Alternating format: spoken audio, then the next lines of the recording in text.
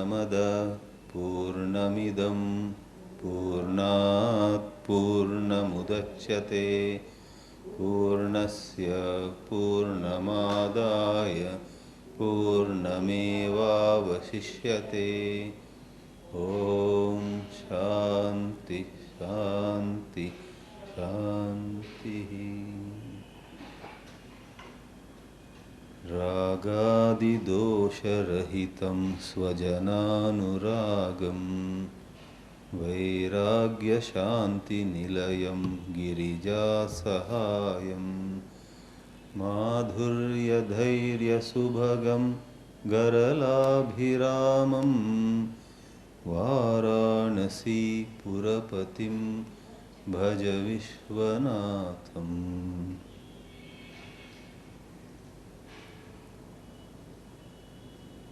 We turn spiritual when we realize that it is within us, it is in our hands to be happy. When we see that our own mind is causing unhappiness, our own thoughts are responsible for the perception of the world where there seems to be sorrow. As we humbly said, if not fully, even in part, suppose this is the truth, then a beginning is made in spirituality. Because spirituality is all about working on ourselves. It's about self-development, or as somebody chose to say, it's about undoing the self. First we say, develop the self. That's an old habit for us to develop everything, build everything, make everything bigger. But then when we see that in higher spirituality, it's not about adding and building up, but it is about removing false notions, removing our own ego or our own false pride, our own false attachments. Then we begin to say that it is undoing the self. So in Buddhism you have nirvana, everything is emptied out. They talk about the glory of emptiness, the glory of the empty mind.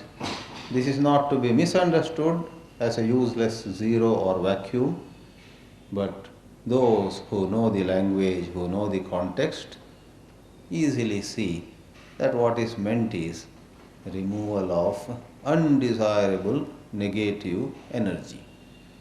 The first two mantras of the Ishavasya Upanishad, to say once more, are the broad summary of, really speaking, all the disciplines that go under spirituality in this world. All spirituality is on two levels. On the highest level, it is total self-abnegation. There is no ego at all. One is an instrument of God. One is just a vehicle for the higher power to operate through oneself. Oneself is, as the analogy goes, like the flute, which is all hollow. The flute, as all of you know this beautiful metaphor given many places by many saints, is a hollow reed, and as though that hollowness is not enough, a few more holes are made in the flute, 7 or 9, or I am not a flutist, some of you have even played the flute. It's a long hole and with holes on the side also. It is all holes. No wonder it is used as an example for the holy subject of being free from ego. So the highest level is when you become like a flute and Lord Krishna plays through you. the sweet music, the divine melody of the blue boy of Vrindavan comes through you. You are like the flute, utterly empty. Isha-vasyamidam sarvam. The first mantra touches upon this possibility. However, this is not everybody's cup of tea, our mind being rather unrefined, gross. We say, hell, it's just impossible to be without ego. Then, as we summarized yesterday, the second mantra says, then the discipline of selfless activity. To stay still, to remain quiet, to be in a contemplative state is hard. Then act, work, be in the field of activity. However, take care to see that this activity is without selfish motives. So we carefully put it yesterday as we are asked to keep ourselves under check. The ego is under check.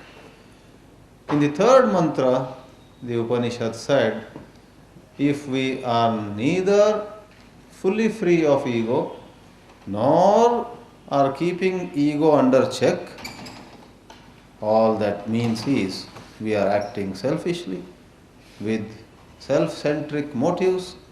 We are acting egoistically, trying to dominate, always calculative, scheming, always working on personal aggrandizement in gross, aggressive way or in subtle, sukshma ways, sometimes not known to others, sometimes not known even to ourselves. We ourselves don't know that we have been selfish.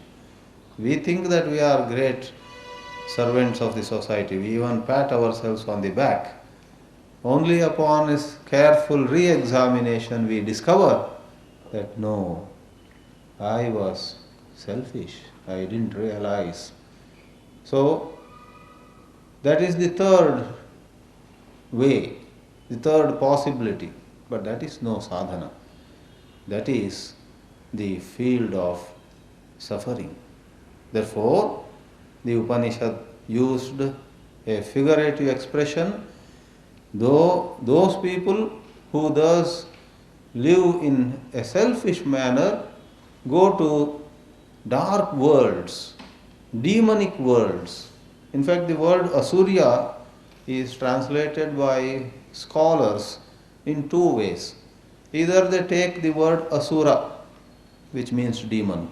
Asurya is then said to be demonic, rakshasic. Or they say Asurya is a little distorted form, for Upanishads take liberty with Sanskrit words. For Asurya, Surya is sun, standing for light. Asurya is the world with no sun, no light, no heat, no warmth, cold places, cold regions where the soul shivers, and when oneself suffers, one causes suffering to others too. When you are at peace, your heart is filled with joy, you have bliss within you, whether you like it or not, whether you intend or not, you will be giving happiness to others. Therefore, yesterday she has not come today, a participant here who talked of meeting a saint in Coimbatore, Jaggi Vasudev, and she said Sadguru Vasudev helped her have a glimpse of the higher truth. And it was heartening for all of us to know that somebody among us had such a vision, whatever it was. And I was browsing through some literature of Sadguru Vasudev. Somebody asked him, how can I make people happy? And he says, that's a wrong question. You cannot make people happy. That is not the way to start. You should be happy. And when you are happy, you will make others happy. He goes about answering the question in that manner, rather thought-provoking. And words always have limitations. We have to see what is the spirit of such an answer. And what is meant is, you and I manage ourselves, we manage our body and mind, we manage our conflicts, our disturbances, and as the English idiom goes, when we have set our house in order, then we will be able to give happiness to others. Can we ever give to others what we don't have in ourselves? Can I call somebody and tell him I will teach you biochemistry? And as he sits before me, all right, let's begin the class, I start wondering, what is the meaning of this word biochemistry? I don't even know the meaning. I cannot teach someone biochemistry. I cannot teach someone French. I don't know even 2 words. But if I know English or Hindi, maths or physics, I can teach. So, be happy, then you can give happiness to others, or you will give happiness to others. In fact, you could try as an experiment. When you are happy, when you are really happy, you are really peaceful, try to give sorrow to others. Very difficult it is. When you are very happy, it's difficult to give sorrow to others. For what you have in you comes out of you. What you have in you as though emanates from you. In a related context, Sri Ramakrishna, the guru of Vivekananda, says, if you have eaten elaichi, then whether you want or not, the fragrant smell will be emanating from your mouth. And if you have eaten garlic or onion for that matter, you may try your maximum. You may speak like, I suppose, Britishers do. They hardly open their lips. And I believe, I'm not an expert in these matters, but I've heard Americans open their mouth as much as possible and drag. Yankee drool, they call it. Britishers, they don't open. So you may try to speak like Britishers, even then the garlic or the onion smell will come out. So what you have comes out to you. Asurya nama. That is, when there is darkness in you, outside also there will be darkness. But why did this darkness come into your life? The Upanishad says, alas, in your ignorance you lived selfishly. Your focus was on how to get, what to get for yourself. And that led to unhappiness. Today we shall see a couple of mantras where, typical of Upanishads, the language seems to be very puzzling. The language seems to be self-contradictory. You wonder, what is it the Rishi is trying to say? One of my friends, Swami Anubhavananda, says very humorously, you read this mantra and you wonder, what is this Rishi saying? And you feel like telling the Rishi. Swami Anubhavananda says, you tell this Rishi, Rishiji, take 5 minutes and decide. You mean this or you mean that? Don't confuse us. And the teacher, after 5 minutes, again says, I am telling you, the supreme truth moves and it moves not. You say, take 5 minutes and decide. Either say it moves or it say it doesn't move. But the mantra says it moves and it moves not. Let's read the mantra. Anejadekam manaso javiyaha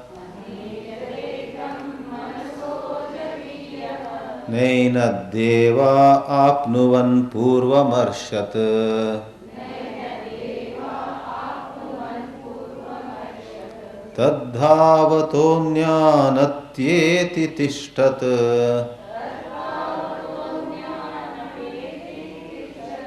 Tasminnapo matarishva dadhati. The next one too, they are a pair. तदेजति तन्नैजति तद्दूरे तद्वन्तिके तदन्तरस्य सर्वस्य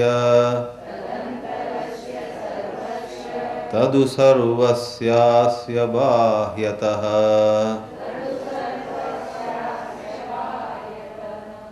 In this pair of mantras, the Upanishad in fact challenges our intellect.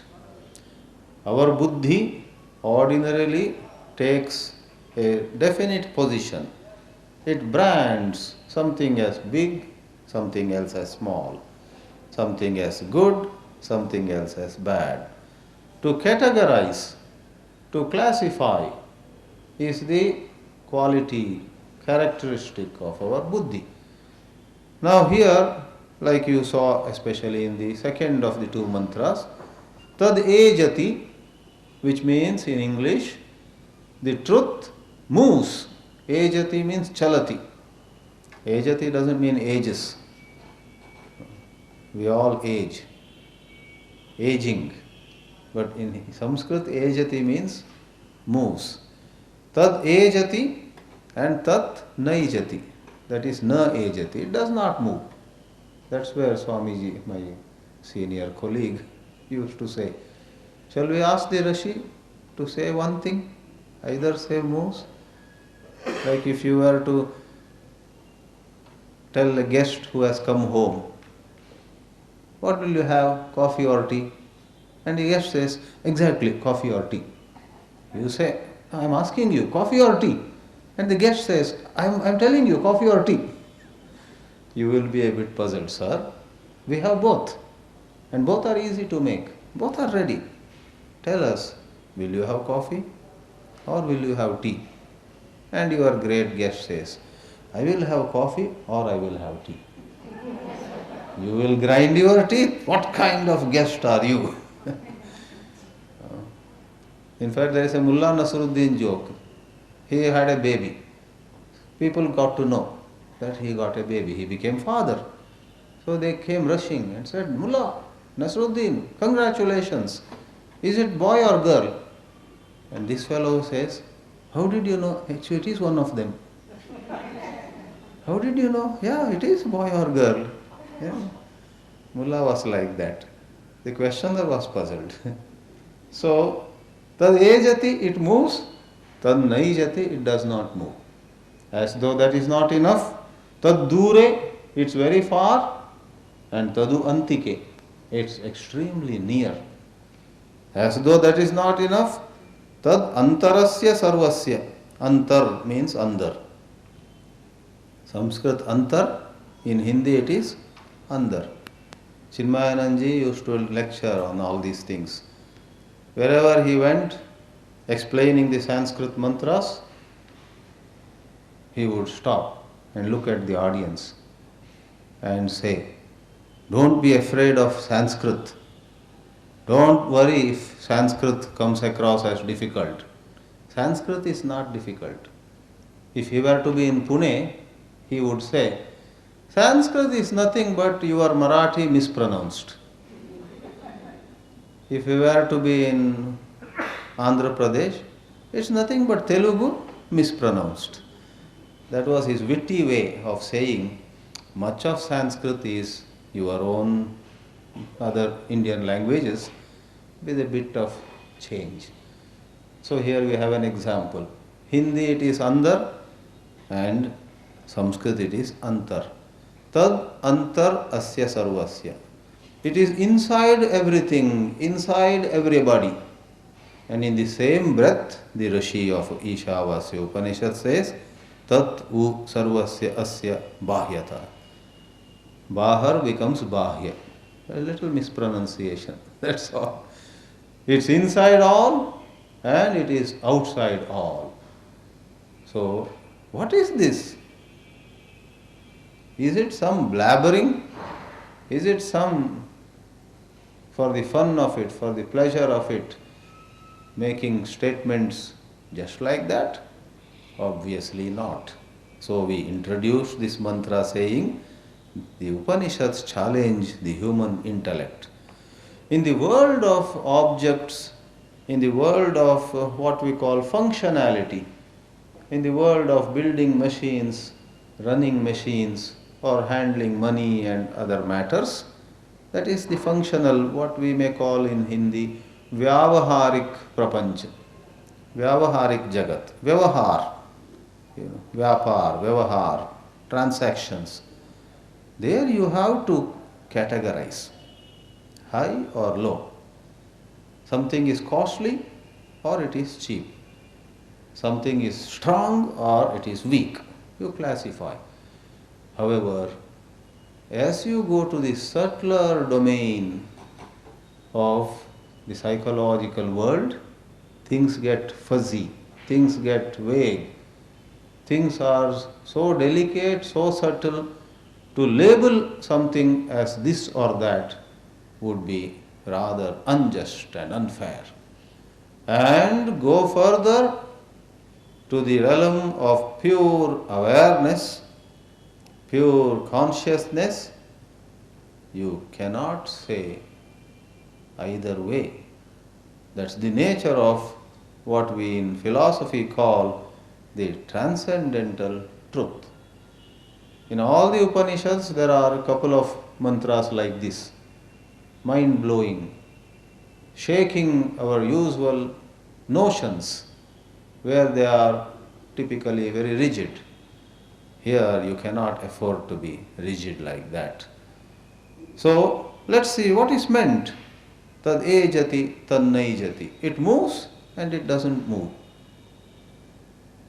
In movement, you find an object is here now and after a while it's over there. In what is called no movement, the object is where it was. Motion and stationariness are generally perceived like this. Pure awareness, pure consciousness is the very substrate, adhisthana, is the very basis for both perception of motion and perception of stationariness. So, that which is the basis of both motion and stationariness, you cannot label it either way. On a cinema screen, you find as the movie is on, horses are running, planes are flying, people are moving about.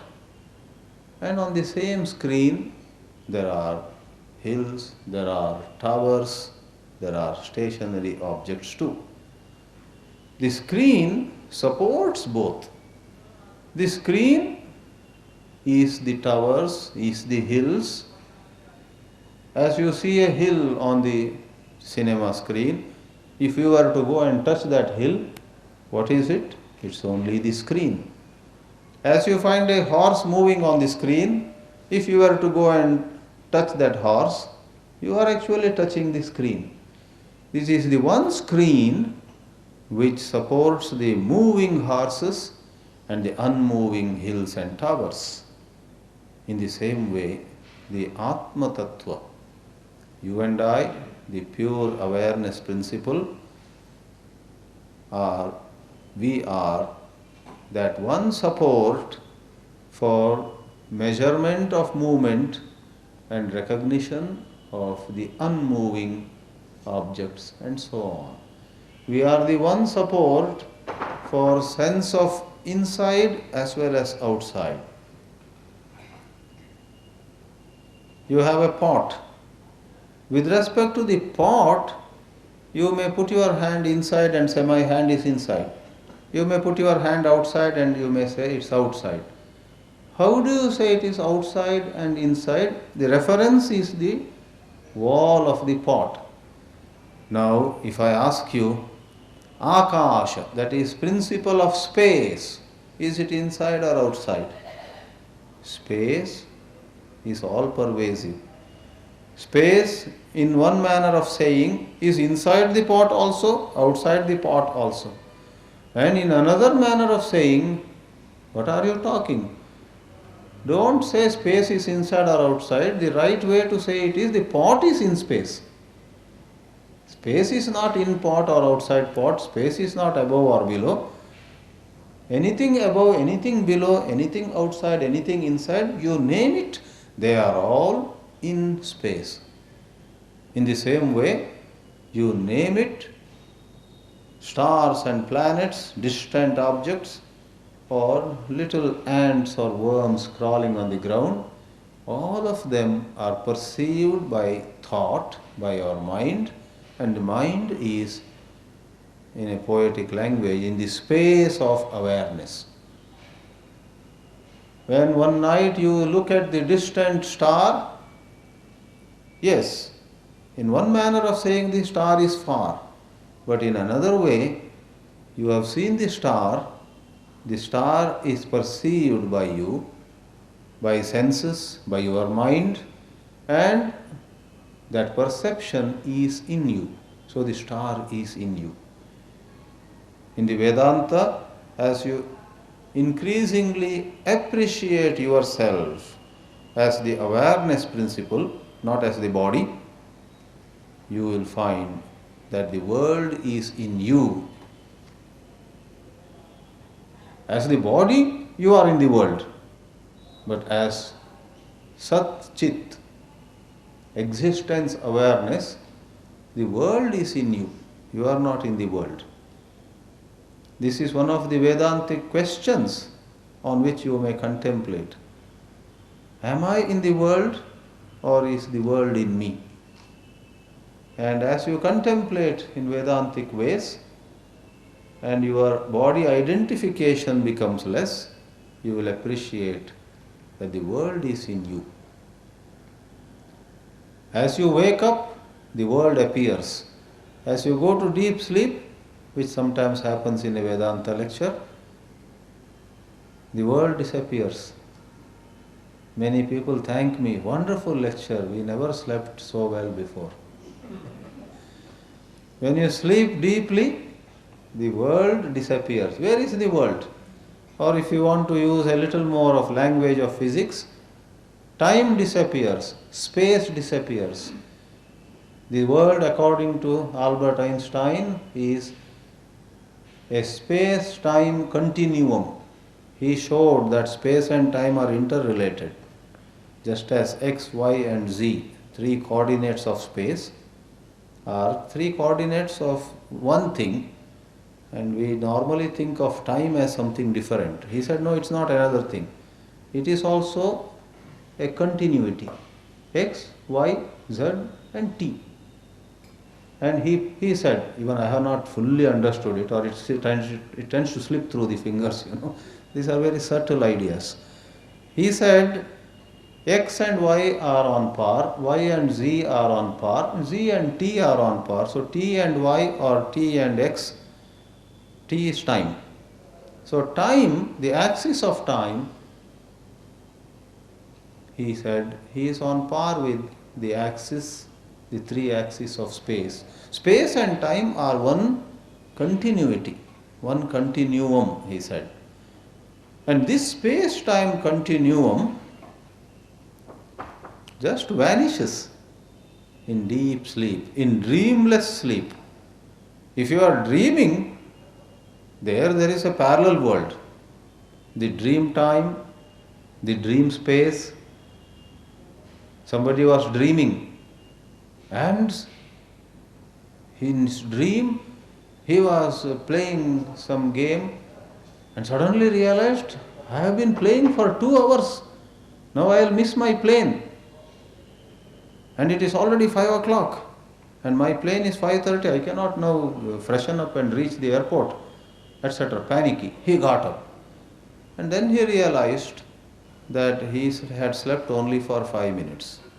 And it was only afternoon 12:30. There is plenty of time to catch the late afternoon flight.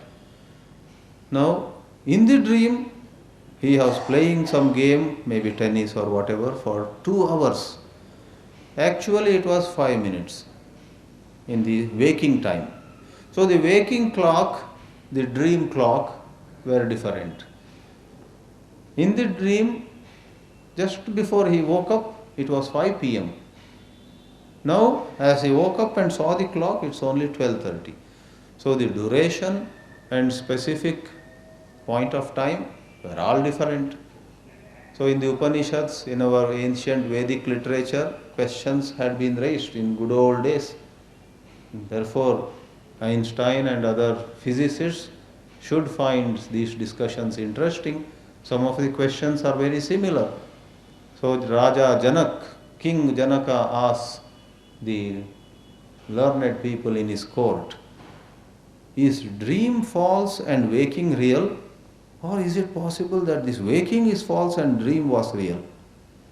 And finally Yajnavalkya, one of the rishis, says to him, this is a very good question. The truth is, both dream and waking are false. You are in total soup now. Both dream and waking are false. Then what is truth?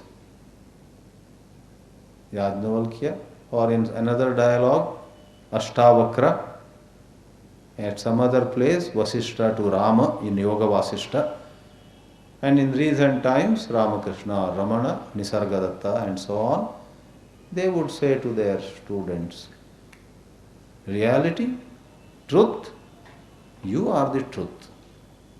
You as awareness are the truth.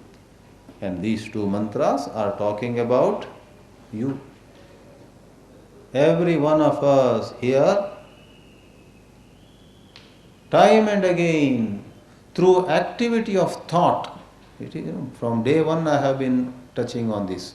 Thoughts are the mischief makers.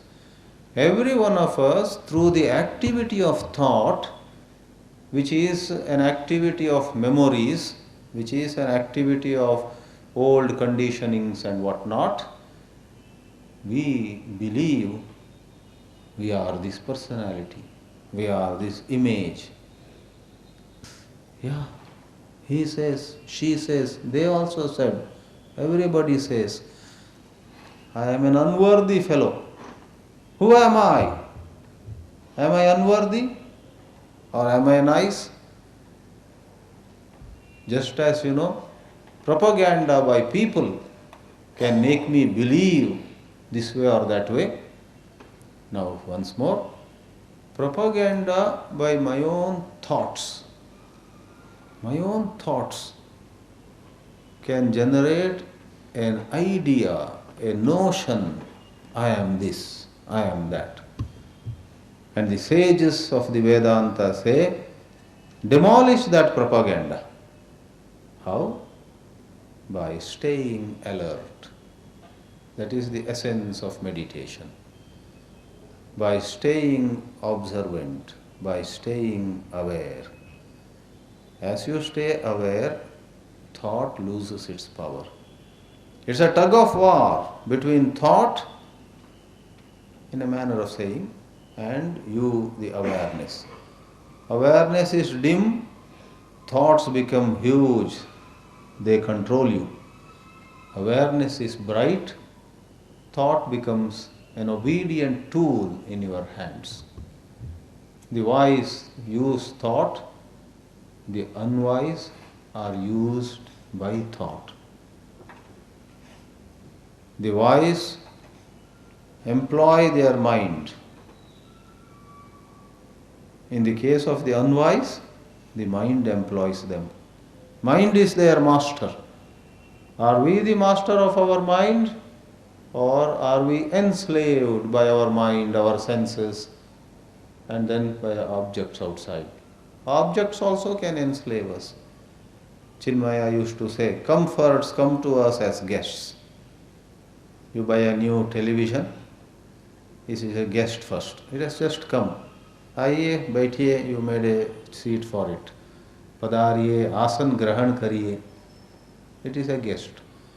And slowly you start seeing programs and you start getting attached to this channel and that program, the serials for example. There are many families these days, they are not concerned with what is happening to family members. They say, I want to know what happens to Parvati now. Parvati is a character in a serial. Tonight, 9 o'clock, they cannot even wait to finish food. If they have not finished their dinner in their hand. And the cereals also, they don't finish fast. They'll go 2 inches more. Parvati, highly disturbed, she goes near a well and about to jump. Then they say, next tomorrow we'll show. And next 24 hours you have no peace of mind. Next tomorrow 9 o'clock you wonder, did Parvati jump into the well? Will she? Will she not? Arey bhai, see, this is what thought does to us. Thought, coming back to the mantra, makes something look far, something look near. Whereas awareness is the one adhisthana. It's neither far nor near, or it's far as well as it's near. These ideas of far and near, good and bad, all these rise and fall in the domain of pure awareness. Therefore, the fourth mantra said, Ekam, Anejad Ekam. Awareness by itself has no movement. It is the substrate. The cinema screen is neither the hill or the tower or the tree, nor is it the moving horses or the people or the vehicles. The awareness is like that. It's unmoving, it's the substrate. Therefore, the Vedanta Vakya goes, Tattvam Asi. You are that. But we slip in a manner of saying. We slip into identification with body and mind. Anejad Ekam Manaso Javiyo. It's faster than the mind. Thought is supposed to be extremely fast. In Yaksha Prashna in Mahabharata, Pandavas are confronted by a mystical figure that rises from the waters of a pond. As they were very thirsty, Yudhishthira asks, please get some water. First I think Sahadev and Nakul go. And even as they are about to take water from that pond, a mystical figure, or in some versions, there are different versions of this. Mool Mahabharat pata nahi kya bolta hai. Recently also some new versions have come. Some comics, animation movies. One Yaksha appears made of ice. I saw recently on the television. Like we have Amarnath, ice linga. Here Yakshanath, ice Yaksha. And he asks a question. Hold, wait. Unless you answer my question, if you try to go away with the water of this pond, you will drop dead. Sahadev is frightened. What is the question? And Yaksha asks a few questions. Sahadev cannot answer. He faints there. Nakul cannot answer. He faints one by one. Right? Finally Yudhishthir comes. In fact, one or two of them don't even have patience. They say, come in front of us, let us fight. They try to go. You know the story. But Yudhishthir very patiently answers the questions. And one of them, what is fastest in the world? A thought, mind. Therefore, even Bill Gates wrote a book some time back. Business at the speed of thought, I think. Was that the title? Huh? Yes. Correct. Business at the speed of thought. Maybe he read Yaksha Prashna. We Indians are like this. Anything comes from you. This was said in our Ramayana, we say. Sometimes before even reading fully. We take pride in our Vedas, everything was said. Sometimes we are hasty. Anyway, business at the speed of thought. He wrote a book. For thought is fastest, and Ishavasya says here, awareness is even faster than thought. Manaso Javiyaha. Why? Whether it is thought, that is mind, or senses. Even as they move, let's say point A to point B, even as they reach point B, they find awareness already is there. That's what is said in the second line of the fourth mantra. Purvam arshat. Purvam means pehle hi. Senses or thought went from point A to point B. Point B पहुंचते ही देखा पूर्वम. Awareness पहले ही पहुंच गया है इधर. What is the idea? Awareness is subtler. It is in awareness that thought moves. Therefore, a while ago I already gave the analogy of space.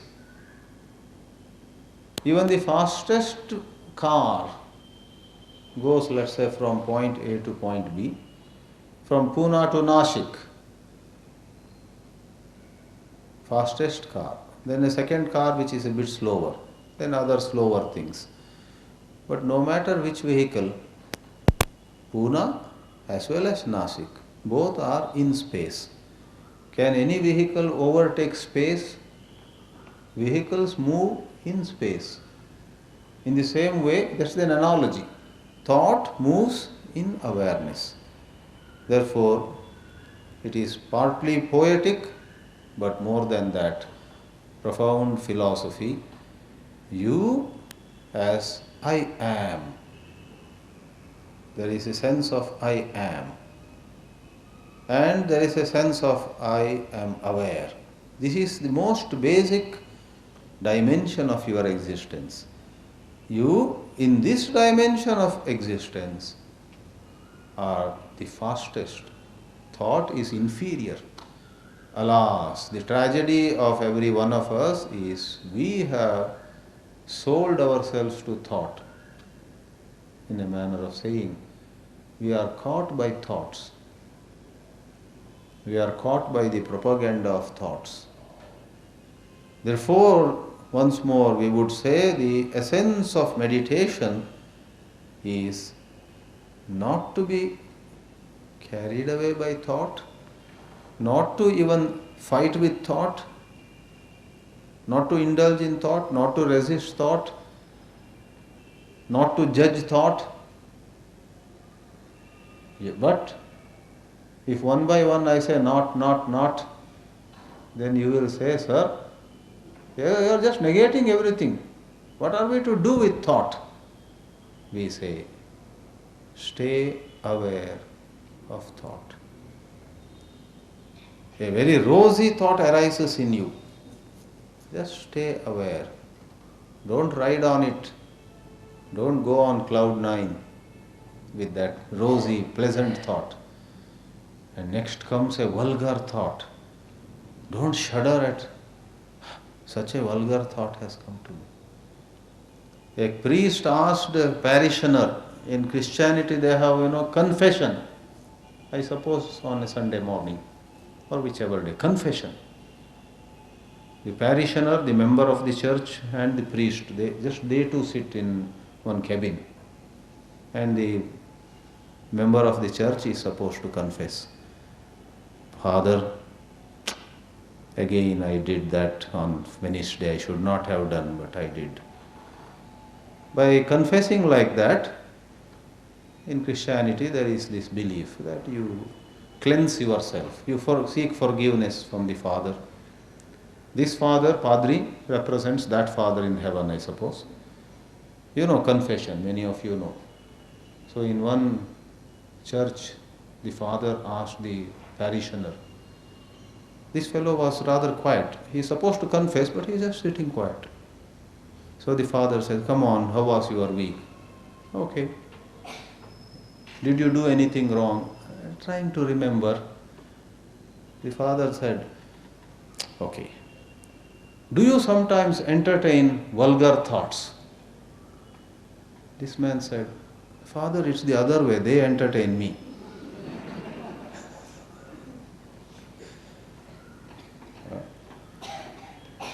So vulgar thoughts arise or noble thoughts. Suddenly you feel you are the second Subhash Chandra Bose.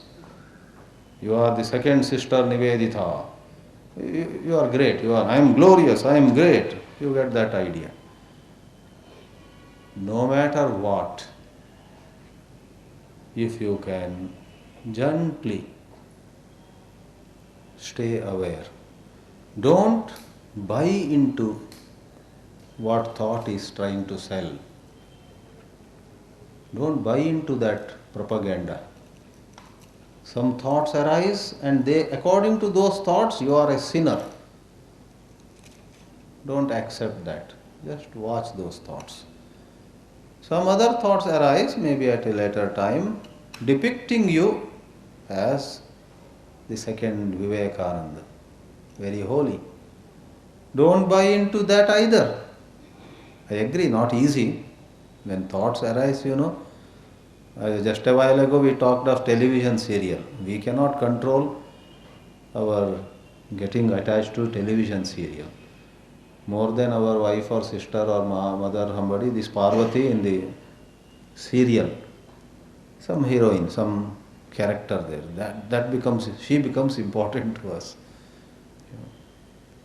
Television से detach रहना ही मुश्किल है. What about our own thoughts? Thoughts look very real. TV at least you know it's a story. But still, with all the music and with the so many special effects they create. Now technology has advanced so much. The serial makes a greater impact. Whereas thoughts are 100 times more effective in creating an illusion within us. When thoughts come to me saying I am a sinner, I really feel I am, of course. I am the worst sinner. And some other time, that's why I am calling it propaganda. Thoughts come to me showing what a noble person I am, so holy, so selfless, extremely service-minded, and I should get the Nobel Peace Prize this year. It seems to be true. ऐसा लगता है. Therefore, meditation is hard. Meditation is not to be carried away by the current of thoughts. Let thoughts come, let them flow. Let the parade of thoughts go in front of me. I take the salute of this parade of thoughts without getting caught in them. Therefore, these mantras help us do it. Who am I?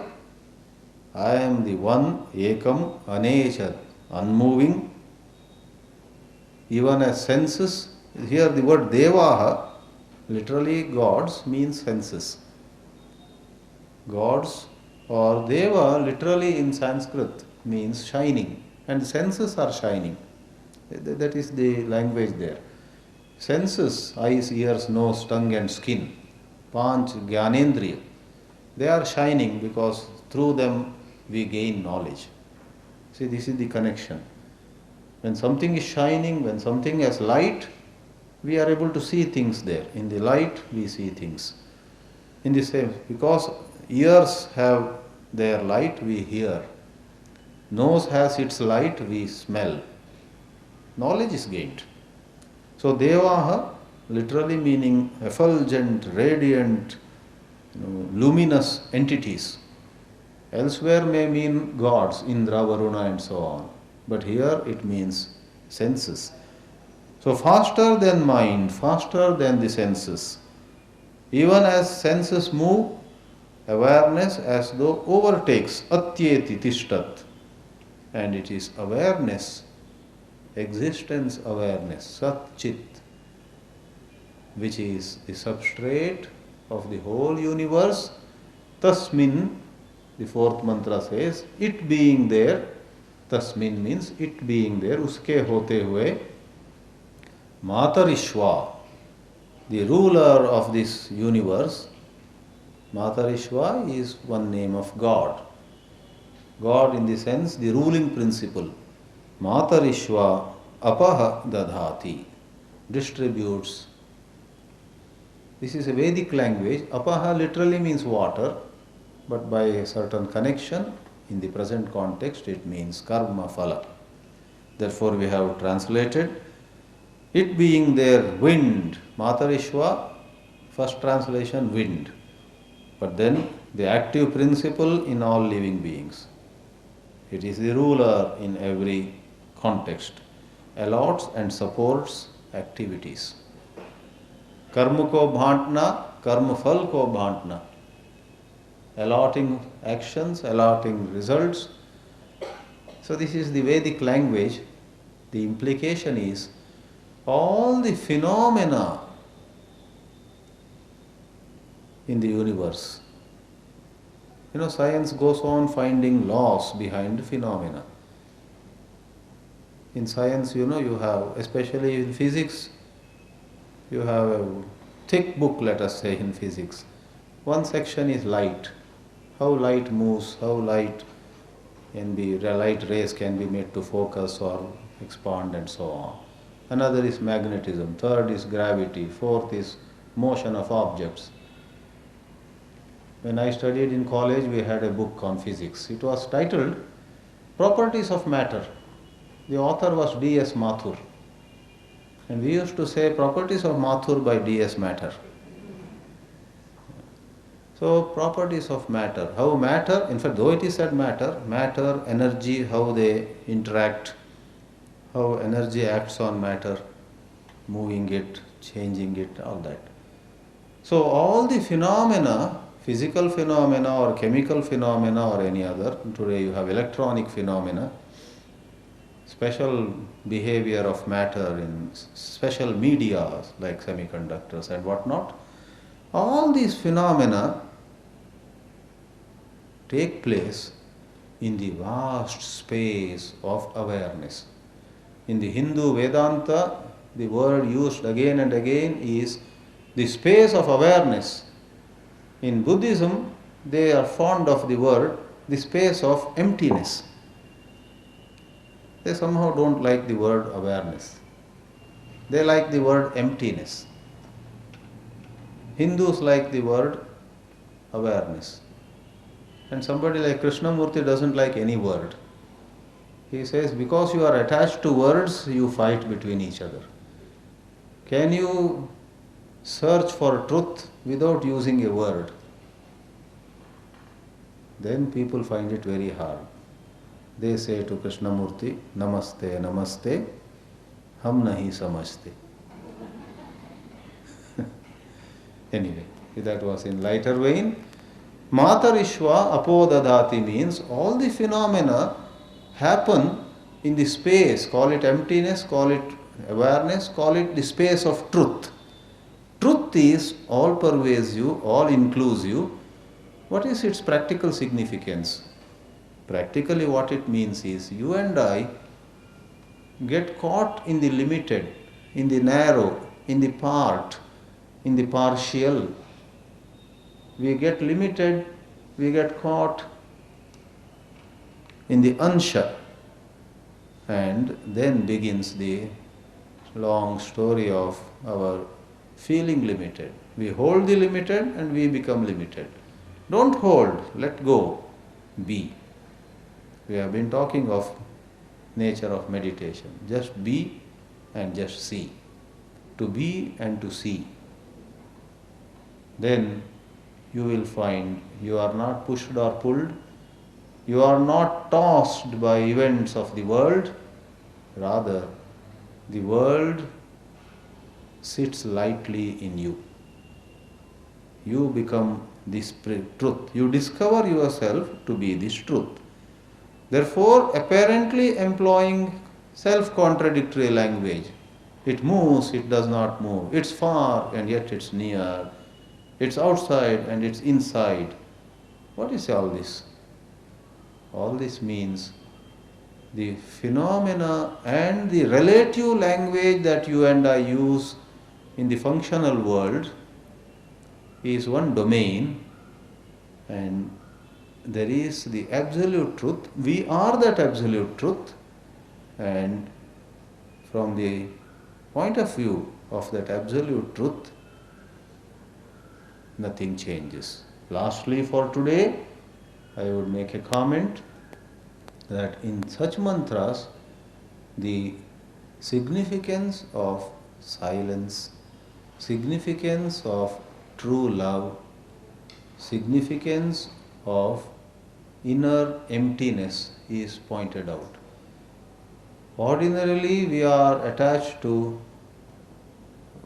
being somebody, becoming something. We are ordinarily attached to what is identified, what is recognized, what has a label, what has a description, what has a color, form, sound. That is the domain of thought and senses. I like blue color. I like Hindustani music. I like such taste. I like Gujarati food. So the food that you taste, this music that you hear, this color that you see, the world is like that. It is specific things. No doubt they have a great charm about them, but there is great pain also about them. The Upanishads talk to us about something which apparently is tasteless. Ashabdam, asparsham, arupam, arasam, agandam, Kathopanishad says. Here that is what is meant. No taste, no color, no sound. It must be a very dry affair, a boring affair. No. The Upanishad says, don't be in a hurry to conclude like that. The silence that you are apparently has no description, but that is the source of all beauty. That is the source, that is the fountainhead of love and compassion. These mantras have that significance too. These mantras are not to talk about some mystical thing somewhere. It is to awaken us to our own spiritual potential in the domain behind all that is known. The sound and touch, etc. are known. Free from the known, other than the known, there is a dimension to us. Can we stay there? Can we be there? In that dimension, there is utter fearlessness, there is total love. These are the suggestions made by the Upanishad mantras. Therefore, they are mind-blowing. They are not the usual stuff. They are serious stuff. And to contemplate on this possibility makes the mind quiet, and we come to contact with our own true nature. We shall examine this again tomorrow, again at 5:30. Om Shanti Shanti Shanti. Harihi Om Shri Gurubhyo Namaha. Harihi Om.